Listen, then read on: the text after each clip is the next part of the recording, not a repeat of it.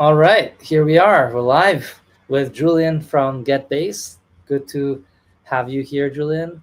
Thanks How for are you having me, doing? Mick. Fantastic. Fantastic. Pleasure. So, as usual, in this series of the Geyser Flow, we're gonna just deep dive into marketing and the challenges, the opportunities, and really the wealth that can come from having some basics about marketing when it comes to launching your project on Geyser. I know a lot of people have great ideas out there. They launch a project, but then it's sort of stifled. It doesn't really go to the next level. And so communication and bringing that great idea into other communities, into the broader Bitcoin community, is really really critical. So we're gonna deep dive into the importance of marketing, or the strategies, what are the different tactics you can employ. And there's nobody better that I can think of to do that than with you, Julian. So maybe just to kick us off, do you want to tell us a little bit about your just generic background, you know, as just a Bitcoiner, but also as someone who knows his shit when it comes to this topic? Oh, thanks for teaming me up, Mick. Yeah, my name is Julian. I have been making videos on Bitcoin, everything from 60-second kind of TikTok shorts to longer form 15 to 40-minute documentaries on all things Bitcoin. I've traveled to about 8 different countries and have spent Bitcoin in different circular economies, filmed all that stuff. And as of 2024, beginning of 2024, I actually came together with 2 other creators and created a media production company called GetBased, where essentially we're doing this thing all the time. We're doing, medium to long form shows, commentary shows about Bitcoin. We're doing a show about, starting our own or Isabella's own circular economy that comes out every single week. And we're putting out fresh documentaries, not every 3 months or whenever I have time, but now every single month on all things Bitcoin and sovereign living.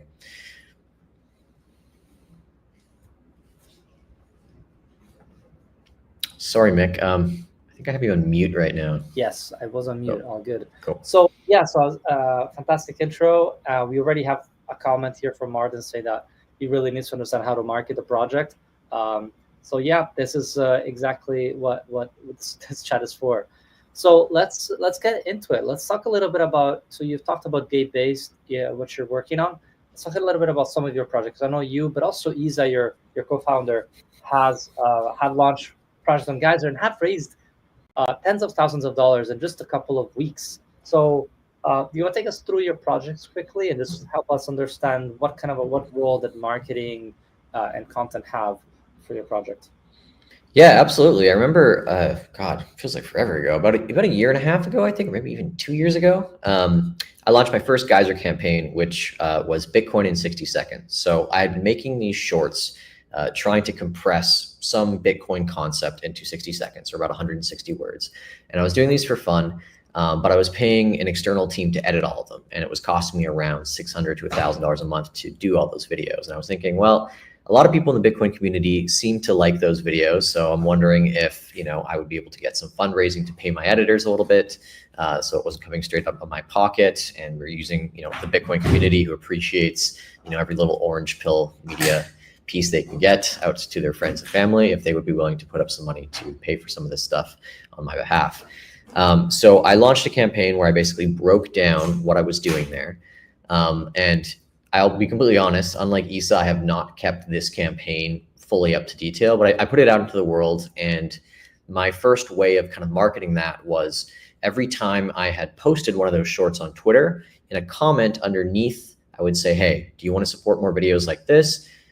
Check out our Geyser fund. Any amount of sats helps. And Geyser helps with this really easy way to essentially send sats via Lightning to my Lightning wallet, which I then use to pay my staff on a monthly basis through a credit card.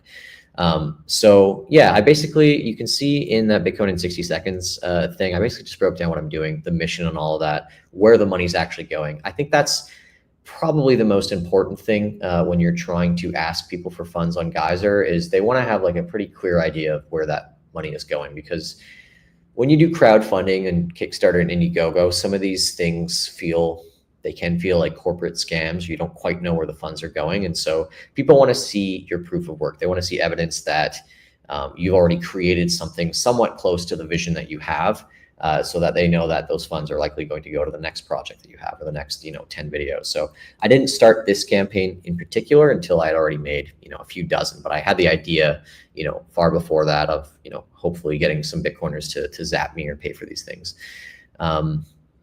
Yeah, did you want to dive into the Peru one, because it's a bit of a different story for that one? Cool. Yes, please. So yeah, so then later last year, I had a really interesting conundrum.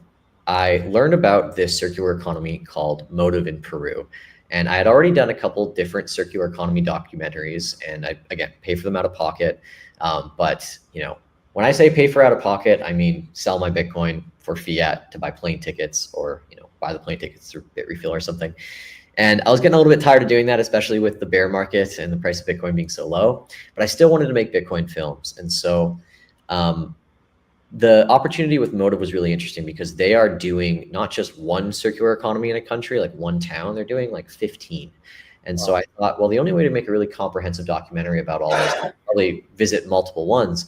And that just took the scale of the budget just way, way higher. The other challenge was that I'm not a native Spanish speaker. My Spanish is awful. So I needed to have somebody who would accompany me on this journey to visit 4 different towns, many of which are really far away from airports, to kind of help with translations. Some of the towns, they didn't even speak Spanish. They would speak Quechua. So we would need to get a Quechua to Spanish translator and then a Spanish to English translator so that I could understand, essentially what all these people's stories were. So I ran the math in my head and I realized, man, this is going to cost like, 15 grand at least to pull it off. So I want to make sure that it gets enough views and that, it's worth my time and anybody else's who's involved. And then I thought, maybe I should try and find another Bitcoiner to come with me on the journey, one that could speak Spanish. And that's basically how I found Isabella. I saw one of her posts one day. She was celebrating Peruvian Independence Day, and I just DM'd her. I said, hey, you want to come do a documentary in Peru? And she was like, yes. And I mean, fast forward, it's almost exactly a year from today. I met her in person, and it feels like I've known her for 5 years at this point. We've just done everything with our business. But so I roped her into this whole idea in July of 2024, and we realized the first step was, okay, let's try and find some sponsors. Like, she had a bit of a big following, not really a YouTube presence. I had the YouTube channel. So we went around and we went to a whole bunch of different big Bitcoin companies in the space. But again, 2023, bit of a bear market. It was going to be really hard for me to find 15 grand without multiple sponsors. And at the end of the day, none of them that we messaged really wanted to do it. So we thought, okay, the other route with this is we self-fund, but again, super expensive. And then I ended up talking with Mike Peterson from Bitcoin Beach, and he was saying, well, anytime that we have a specific thing that we wanted to do with Bitcoin Beach, we would kind of just make a tweet out to the community with a QR code and we get it funded. And then I thought, oh, I've been using Geyser, and that sort of sounds like Geyser in a way. Yeah. And I thought, well, another way we could do this potentially is, I'm sure there are some companies who still want to participate in sponsoring this. They just might not be able to afford, 1/3 of the film. Mm-hmm. So we had this novel idea of, we were going to try and get sponsors for a smaller amount and then crowdfund the rest through other sorts of perks. And so if you go through the Geyser page there, Isabel and I kind of divvied up the end goal. We needed, I think it was 25 million sats or something like that, or 20 million sats. I forget the goal at the time. Right. And we thought, okay, maybe 1/3 of that should come from sponsors, and then the other 2/3 should just be community, kind of contributions. Well, what can we give to people, in order to make it worth their while to donate the bigger amounts that we might need, like $50 worth or $100 worth? Well, we could give them early screening access. We could record a short, social media thank you while we're on site in Peru. We could send them, just like a little confirmation of a donation. They give us $50, we donate 25 to someone in Peru. They have it in their wallet. We came up with just some novel ideas because we're not selling a tangible physical product. We're selling fundraising for a piece of media that will ultimately be free to watch, right? So the way that you provide value is you just want to help people feel like they're a part of the story. And so we designed a lot of the perks around that. A lot of people donated money without even claiming the perks. And then we also had some sponsor slots. So we gave, one 30-second call out in the middle of the film, which you can see from the Bitcoin Coalition of Canada when you watch the actual thing. That was purchased as the platinum sponsor. And then we gave some title card credits in the beginning and at the end, and we kind of mentioned them throughout the video as well. Bitcoin trading cards makes an appearance in the film itself. It's just something I brought down to Peru. But yeah, I think through those, I think the perks are really what sold the success of this campaign, because I think we weren't able to go down there before, doing this campaign. And then once we were already down there, we were just rolling out new videos and things every day during the shoot. And then we actually got kind of the last third of the donations came while we were shooting, as people were seeing us do the proof of work. Right. That's kind of, when people were really easily willing to kind of contribute the rest to the project. But yeah, it all came together. We got the entire film funded. We finished it in May of this year and posted it on YouTube. I believe it has around 30,000 views there. I think it has another like 20 to 40 on Twitter. And yeah, really happy with the way it came out. All the expenses were covered. And yeah, it was a hell of a trip that has kicked off for Issa and I, like this great friendship and essentially a business that has come out of it. So yeah. Very cool. And by the way, how is the documentary? Obviously has been released in part, or has it been finalized? It's in full, yeah. So we finished it in May and posted the entire thing. If you look up Peru's Hidden Bitcoin Revolution, you can watch the whole thing on YouTube. We need to get in here a post so that you can send it out to your 143 contributors, by the way. We do. I have to get a better with all that. So Issa is a master at this. She has a whole other campaign where she's been utilizing all your update features and things. And should we do a quick mention of that, even though maybe as far as you can tell? Yeah, so she's a master class in doing this. So if you look up BTC Isla, so Issa, after going on this trip and seeing all these circular economies in Peru, she was thinking, well, I'm moving to an island. Like, that was so cool to be a part of this documentary. I should start my own circular economy. And she's been doing just that. She's been teaching Mi Primer Bitcoin, which is another Geyser project. She's been teaching chapters of that to people. And then she has all these goals of different things she wants to get on the island. She wants to get, I think, a Bitcoin ATM. There's a number of merchants she wants to orange pill. She wants to do these classes. She wants to help some of the interested people get cold wallets. It's a little bit hard to get when you're on an island. There's no Amazon, and shipping is kind of a pain. She wants to get a tuk-tuk. And so she made a campaign where she was very public about her story, and then these are all the ideas that she wants. But the real magic, and I think the real reason that her campaign has been so successful and will continue to be, is that she made a dedicated page on Twitter for BTC Isla. It wasn't just under her personal account. And she's been posting updates almost every single day. Something has been happening on the island. She's also been using Geyser posts every single time she has a post about it. And then starting, I believe it was September of this year, we at Get Based have actually created a show around this circular economy. So we took it, this is being funded through our company, so we're not asking for Geyser donations to fund the show. Maybe at some point we are looking at getting sponsorships for it, but it's separate, because BTC Isla, all the funds that go through that are they're distributed to the island. No one's getting, Issa is not taking a single dime of that for herself. It's all being distributed. All the sats are being given to merchants, or they're used to buy things like stickers and textbooks and things for all the students on the island, or to host events and things like that. But we thought another way to get the word out about this project was to just do a show. There's just so many interesting things that happen there. And so now every single week we have this show. And so it feeds into the donations that come in through Geyser. We have this show. You don't need to have like a big editing team to do this if you want to do it on your own, but we just happen to think it was a good kind of original piece of content for our brand. And so now every single week you get to see the next chapter in the BTC Isla story. And she posts all those on Geyser, and people really, really seem to love it. It's just like a really cool inside view. We thought that a lot of people have started circular economies, but they haven't documented them, and they haven't documented all the challenges. I think we really overestimate how easy it is to orange pill people. It's a very long process. And so she's got the first media of its kind walking around to merchants and recording entire conversations. We did a thing last week called an Orange Pillathon, where we split into teams. We went for 3 hours to the downtown area to see how many how many merchants we could onboard in like 3-4 hours. That's so cool. Yeah, Wow. when you're on like a time limit like that, wow, it's very different how you talk about Bitcoin. So, yeah. How was that? Any insights you have of that? You're gonna have to wait to see the episode. Okay. I'll tell you this. It is very,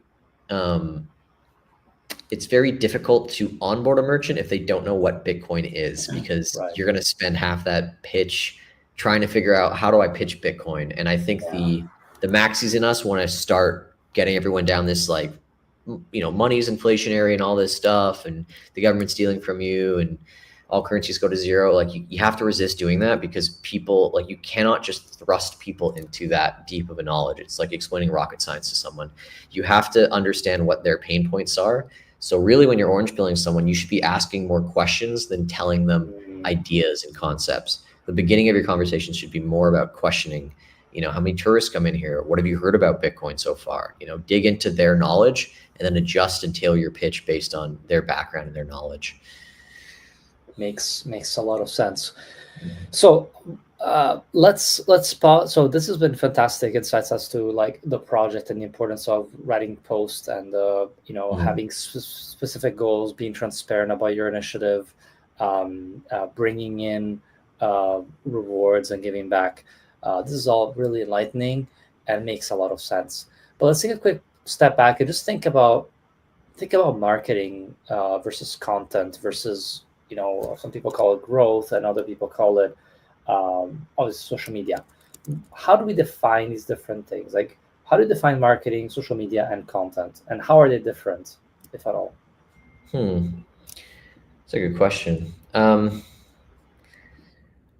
think marketing is the act of basically pitching, right? Like, you are trying to solve a problem for someone. So the first thing is you have to explain what the problem is in whatever material you're making, and then you have to provide a solution to it. And so when I talk about problem solution, a lot of people think like it's a product, right? Or it's a service, but marketing can be for storytelling as well. Storytelling is all about problems that we relate to, problems in our lives, challenges that feel very human and relatable. And the solution is the story that we go on with someone else to see how they address that problem in their life, and whether or not they find resolution to it or not. I think marketing it's the act of defining the problem and providing the solution, but don't think of it as something super rigid like products and services. Think of it as basically just discovering something that is a very human issue and showing your perspective on it. And you can decide if you want to have it be like a hard sell, or if you want to, open it up to other people to try and help with solving your problem. But you can kind of just think of the dynamic like that. Maybe I'm misinterpreting what marketing means, but that's kind of how I've always viewed it. No, that makes sense. And then, so when it comes to content and social media, those are just mediums by which we... social media is the publishing platform which your marketing or content lives on. We used to have radio, mainstream TV is kind of dying, and social media is now the publishing platform. That's where people get to see what you're doing. Social media comes in different forms and formats. Some do better on TikTok for whatever reason. Some do better on Twitter for whatever reason. Every social media platform kind of has its own quirks and own ways to accelerate. Your job as somebody who's trying to market something is to kind of get to know the ins and outs of each one's and what content accelerates at each one, particularly maybe in the niche that you're looking for. The most work that I do when it relates to social media is trying to figure out who the biggest leaders are in the space, because I'll give you an example. Everyone knows Mr. Beast. Mr. Beast is not the biggest creator on Twitter. He's not the biggest creator on Instagram, and he's not the biggest creator on TikTok. And yet he has accounts on all of those as well as YouTube. So what do we know about that? We know that his content has universal appeal. He's the biggest YouTuber, but that those platforms have other people that understand them and other people that go to them to view content for different reasons. I believe, and I could be wrong here, I think it's Ronaldo who is the biggest Instagram user, but he's not the biggest YouTuber. He has only 6 million subs on YouTube, right? So it's good to go in and assess all the different platforms and the strengths. And it's good to post on all of them, but it's good to also figure out where are the people that are most likely to purchase your product and double down more so on that platform. I think for a lot of us Bitcoiners, that's Twitter, but it might be Nostr for some people, right? So Yeah, absolutely.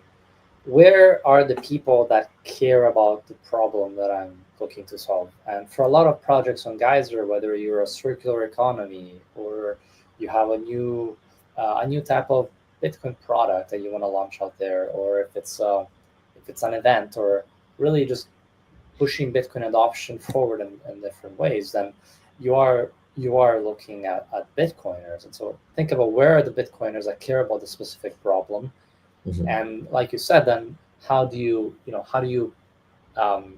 the act of storytelling is telling a story of a problem that people care about. And as Bitcoiners, we think Bitcoin fixes a lot of problems, right? And so if we can get to Bitcoin adoption sooner rather than later, we can get to solve a lot of these problems. So Bitcoiners ultimately are quite generous when it comes to supporting um, Bitcoin initiatives like your film. You know, you received over $10,000 in donations or purchases to make your product idea happen. So how can other projects like yours that are focused on Bitcoiners think about this problem of is is the problem I'm thinking about correct? Do Bitcoiners care about this problem, and how do I tell the story about it? I think, some people disagree with me on this, but I think like study the success stories. I didn't mention this, but when we set up our Geyser campaign, we went to the other Geyser pages that were the top ranked ones and we kind of took notes on what they were doing. I believe the top ranked one at the time was, I think it was Bitcoin Trading Cards or Mi Premier Bitcoin. I know Paco de la India was up there at the time as one of the best projects too in terms of frequency of donations. So we took notes. We looked at those pages. We tried to find commonalities, like what were people really receptive to. Now, obviously, each one of these projects brings an existing audience, maybe sometimes to Geyser that you might not already have. But there's little notes and things to take note of there. How do they lay out their homepage? What was the flow of how they described their project? Did they start with the problem, then provide the solution, and then did they explain where the budget is going? So there's a flow to all these Geyser pages. And you can take a look at the ones that we've done, and maybe part of the success is the way that we've kind of outlined all the problems and the solutions and all that.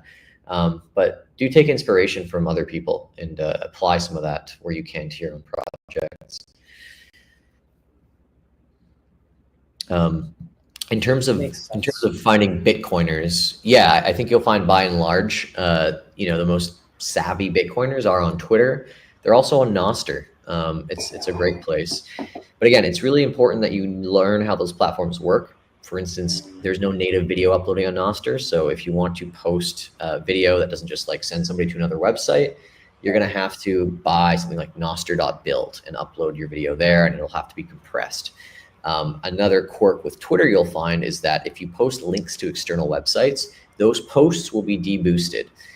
So generally, my advice is that you upload native content to Twitter. What do I mean by that? If you have created a video, don't post the YouTube link to that video. Upload that video to Twitter. If you have an image, don't post an image, URL to Reddit. Upload that image to Twitter. If you need to send somebody on Twitter onto another website like Geyser Fund, make it a comment instead of making it the main post. Because again, as Twitter sees these links, they don't want people leaving the website. So they deboost them. They don't show link previews anymore. Another way that you can do it potentially is Geyser has QR codes and Geyser has lightning addresses that it creates automatically for each new campaign. You can post those inside of your Twitter comments thread instead as images instead of links that could potentially get deboosted as well. That's right. Yeah, all great points. So marketing your project is important. Marketing your project is about understanding who you're selling to, and also really what you're selling. Even if it's not a product, you're selling an idea, a way that we can change the world, right? And have people support making that idea a reality. What do you say to people that for example, might say, "Oh, but I'm not very good at marketing. I don't really want to do that." I think you have to. It's just storytelling. You have to be willing to dive deep into storytelling. Ultimately, what you're asking for people to do is part with like the hardest asset that we've had in our lifetime, which is Bitcoin. So you're not going to do that by, not trying to emotionally connect them to what you're doing. You can't just say, "Hey, I have a cool idea, come fund it." It's like, "I have a world-changing idea. I think this could affect the lives of millions of people. I've put my blood, sweat, and tears into this and my own money.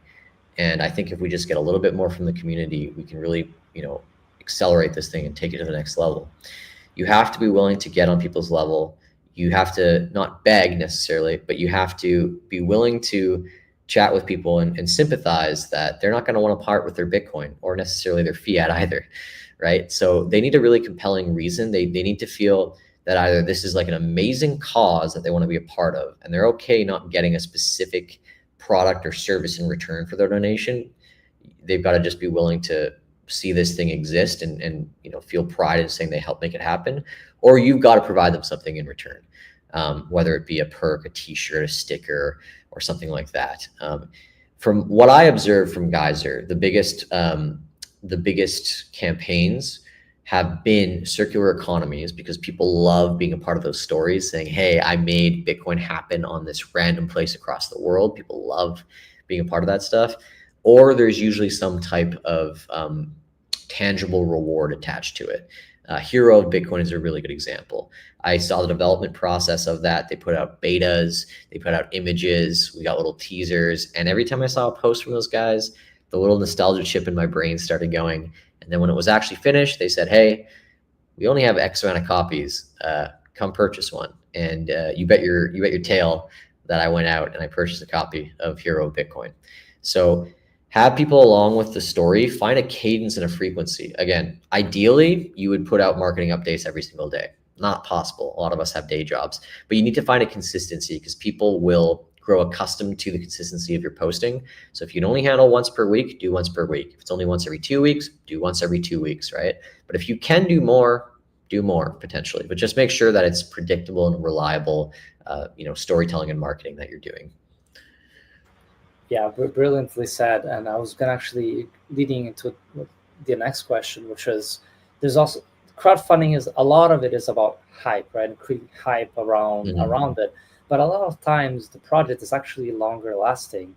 So it's not so much about the virality, but as we say, Geyser, it's about the vitality of the project. So the continued posts and the continued progress and the continued impact that your project is having. So how do you see the interplay between the two things? How important is virality versus vitality? That's a really good question. It depends. Some projects have very clear end dates and very clear products. When we put out the Peru doc, I had a bit of a post-launch strategy, which was we were going to clip certain sections and post shorts and say, "Hey, if you like this short, come watch the full thing on the channel." Some things are just ongoing. Maybe you're crowdfunding Bitcoin trading cards, for example. They're never going to stop coming up with new cards and ideas. So they use their Geyser page as an ongoing thing.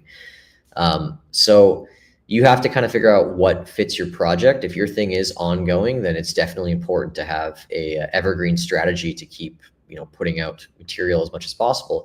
If your thing has an end goal, you can create scarcity around that. What I mean is that time is running out. We only have X amount of copies, and this thing comes out in a week.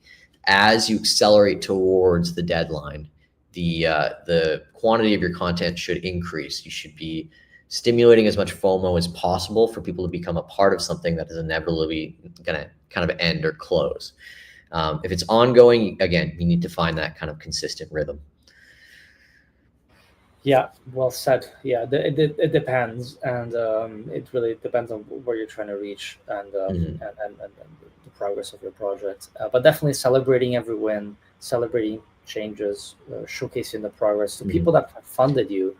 Let's double down what you just said. Celebrating every win. I used to be against that personally. I used to feel like, every time we got X or Y or we accomplished this, it felt like gloating. It felt like, pre-celebrating before the thing was done. People love it. People want to celebrate your wins with you. don't be afraid. If you feel like you've had a really good day on something, you made some great progress, you might think, who cares? Nobody cares. Like if 10 people have donated or 2 people have donated and you say, hey, today we made really good progress on this, share a screenshot of whatever it is, maybe a picture of whatever you're making or doing, or a screenshot of an app or a game or whatever. Share those updates with people. People want to celebrate your wins as well. Yeah, indeed. And success drives success, right? If you can see progress, if you see impact, that drives more donation. It drives more, let's do more of it. Let's have more of it. So yeah, that makes total sense. Mm-hmm. Right. So I mean, we talked about a lot here when it comes to marketing. We talked about rewards, posts. We talked about, I guess, like what skills like are needed when it comes to this, and maybe to someone that doesn't have much experience of social media and Twitter, what are the sort of like not just skills, because I do think everyone in the end can learn to to trial and error get things right when it comes to communicating, but what kind of like mental model, what kind of approach, how do people approach it? Because I know it can be daunting for many people sharing a lot of what they're doing. Yeah, this is, I have been a huge fan of ChatGPT for a lot of reasons, but one of them has been when it comes to marketing, because there are certain rules you want to do. It's really important to hook people in the beginning of videos, because we're in a generation of swiping, and if you don't get my attention in 5 seconds, I'm probably gonna look away. Go to ChatGPT, start a prompt, and say, hey, I have this idea, I have this thing I want to launch. I need to come up with like a really captivating first sentence that people read, or a sentence that I say in a video script. And then how do I get them to do my call to action? Speak to ChatGPT and speak to these AI programs. I like ChatGPT the most because it's just the most human to kind of work with. But speak to them as if you have your own marketing professional. You're the CEO of your own domain, and now these AI tools are basically your employees. And you can say, hey, you're a marketing manager. You're trying to crowdfund for Bitcoin campaign. This is my idea. Help me write 10 tweets that work in this sequence to, get people to come to my page, and workshop it. It's going to give you one bland result, and you'll be like, you got to write it back and say, hey, this is a little bit bland. It's not interesting to me. Use those AI tools as if they're your own personal marketing managers to help you write copy, to help you write, scripts for videos, to help you do ideation. They're the ultimate hack right now, and I wouldn't shy away from them if you have any stigma about AI. Yeah, very very well said. One thing that I did want to maybe mention, something that for me has been helpful, is just the fact that the world has changed. In the past, maybe we had a separate marketing department, maybe marketing somehow was not a thing, but now it's a reality. Like marketing used to be like a department. Now it's everyone needs to be a communicator. Everyone, and even before, honestly, at no point in time, all the winners are always those who are able to sell their product and their idea. You can have the greatest idea, the greatest orange pilling idea in the world, the greatest project in the world, but if you cannot put it out there, communicate it, no one will know about it ultimately. So I think ultimately it's something that everyone has to. No one's really great at it, but we all have to enter that battlefield and throw our ideas out there, our values, our perspectives, and use it to call people into action, to actually doing something. Geyser and the projects on Geyser ultimately are all about doing something. You have places like Substacks that are great for writing articles and thinking about things, and that's all great. But Geyser is really about action. So remember that. Remember that at Geyser, ultimately, you're not just receiving money to receive money. You receive money to continue doing great work and actual work, and so that can help you, right? That feeling that, okay, I want to do more of this. I want to do more documentaries. I want to do more films. I want to do more of this. I need to let people know that I'm working on this stuff so that I get funding to do more of it. Does that make sense as a way of thinking about it? 100%. 100%. Great. Awesome. Look, man, it's been great. I've kept you for a long time already, but is there anything else you want to touch on when it comes to marketing, content for projects? Is there anything you think we missed? No, I think it's great. I think if I could leave you with something, it just goes back to the definition I have on marketing. You're only creating the thing that you're creating because you're looking to solve someone's problem, right? So you need to, the most important thing is you have to figure out how to communicate that problem in a way that is relatable to someone. Maybe you're just solving your own problem, right? But if it's just a problem that you think you have and no one else has, it might be hard to sell that. So you have to figure out how to ground the problems you have in a way that is as relatable and connectable to as big of an audience as possible, Bitcoiners or otherwise. And you need to have the plan for the solution wherever you can. People are not going to see a problem and want to donate to your solution if it's just a bunch of mumbo jumbo. Like, they have to know that you have a solid plan to solve the problem that you're looking to solve. So really think about those things first and foremost when you're doing your pitch. Create that urgency around your problem, that relatability around your problem, and then have a comprehensive point-by-point plan on how you're going to create your solution and where Geyser and the money that you receive from the Geyser campaign will actually go to make that problem go away. Yeah, very, very well said. Yeah, just to throw another thought there, you might not get it perfect from the beginning, right? So just be open to the feedback, listen to what people are saying, keep improving your project. But again, it comes from, first of all, putting yourself out there, telling your story, try to relate and understand people's, problems and see if your solution is going in a direction, in a positive direction towards solving it. I feel like you said, really. Exactly. Look, amazing. Let's and again, I think I would also want to say, if you have any marketing questions, if you need support, definitely reach out to Julian. He's there, with GetBased to work on it. Is there anything else you want to say about how people can reach out to you? Yeah, if anyone's watching this live stream on Twitter or otherwise, if you can't DM me, just comment in the link and just at me, and I'll try and get back to you on anything. I'm happy to look over, some campaigns when I have time and give you some feedback.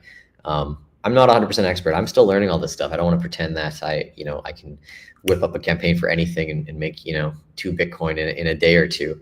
But it's this continual process of iterating and finding out what works. And I'm happy to lend some advice on what has worked for me in the past. Amazing. Well, thanks again. Thank you so much for your time and always your thoughtful considerations and insights. So I'm sure we can do that at some point soon again. And yeah, thank you. Awesome. Thanks for having me, Mick. Appreciate it. And appreciate everything you're doing at Geyser. Appreciate it, man. All right. Cheers. Talk soon. Cheers. Done.